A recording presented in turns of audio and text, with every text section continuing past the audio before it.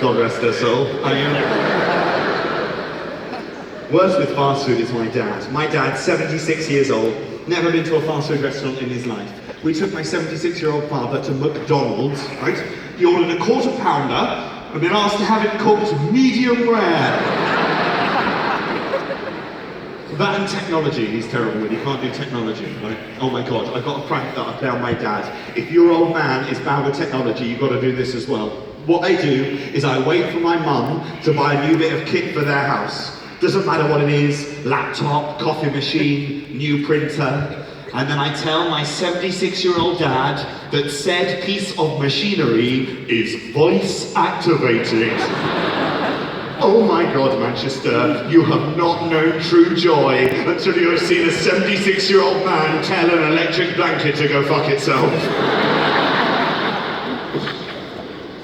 What's mum like? You a tech savvy mum? You good with the tech?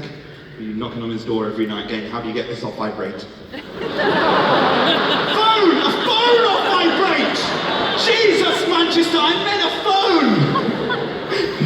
Your son is looking at me like he wants to fucking kill me, so I'm not being ageist either, because I think it's very important. It's very important that we respect our elders. To that end, I was visiting my granny recently, my dear old nan, got to check the will. Check their well, check that she's well. Problem with my nan is she's very much from a different generation. Oh my God, we were clearing out her house recently. We found some quite dubious things in her shelves. Oh dear! I know. I was like, Nan, come on. It is 2017. Who is still using VHSs? It's just... What? Oh yeah, that's not great either, the gollywog. Also, that is exactly as I found it on her shelves. If you're going to have your gollywog out on display, which you shouldn't, please do not have it above your copy of Nelson Mandela's Walk to Freedom.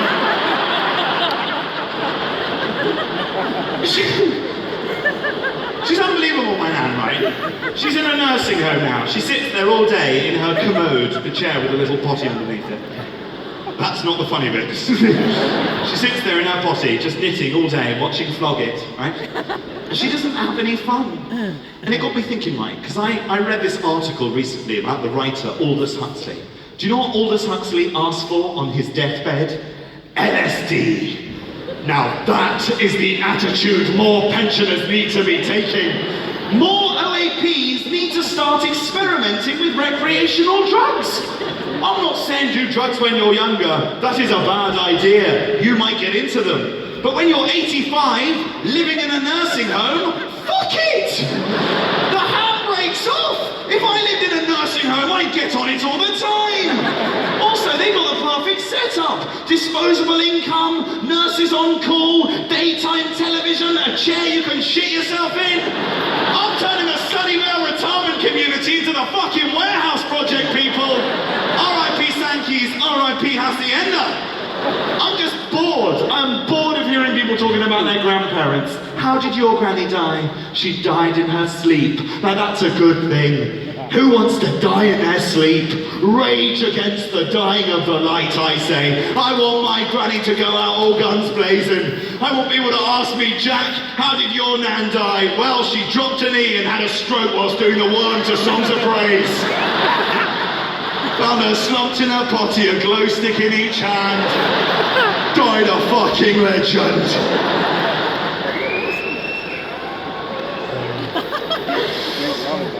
Don't do drugs, kids, obviously. I'm not into the drugas. I did have an experience recently though. I went away on a lads' weekend. Oh yeah! Lads on tour! Lads! I was with Rupert and Digby, and quite the threesome. Not threesome. Made that sound gayer than it needed to. I've actually had a threesome once. That is the most overrated thing in the world, by the way, the threesome. It was at school. It was with this beautiful Italian exchange student called Maria, and this chap called Ridgway. And you just get in each other's way. Eventually I had to be like, I think it's probably best if you go and just leave us two together. Fortunately, she was very understanding. And Ridgway, odd chap, but a bloody good PE teacher. Right, what I'm doing is I'm testing the water with that joke. If you were offended by it, you're in for a fucking long night.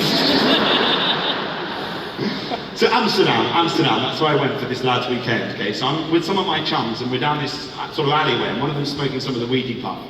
And yeah, I'm not really into it, as you probably guessed by the fact that I just called it weedy puff out loud.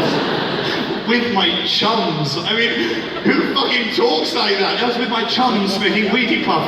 I'm making it sound like a fucking Enid Blyton novel. 5 get spangled.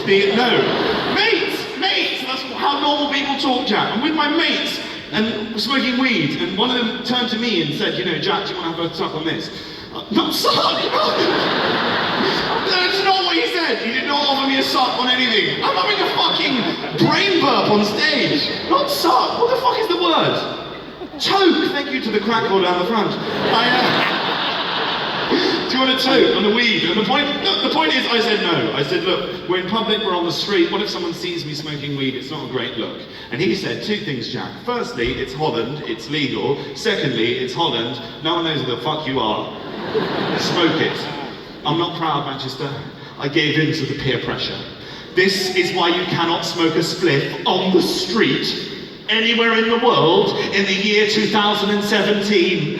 I shit you not. As I put this spliff to my lips, I looked up and the bloody Google Maps car with a 360 camera was driving.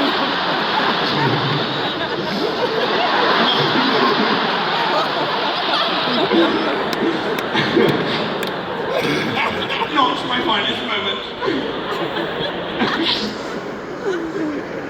I read a fact about Google the other day. Do you know in the UK, from advertising alone, last year, Google made £66 million, which, after tax, is £66 million. Oh, see, cheeky little political joke, Mum. We're going to be going to some pretty highbrow territory as well here this evening. So, dick pics. No, this is actually a very serious story.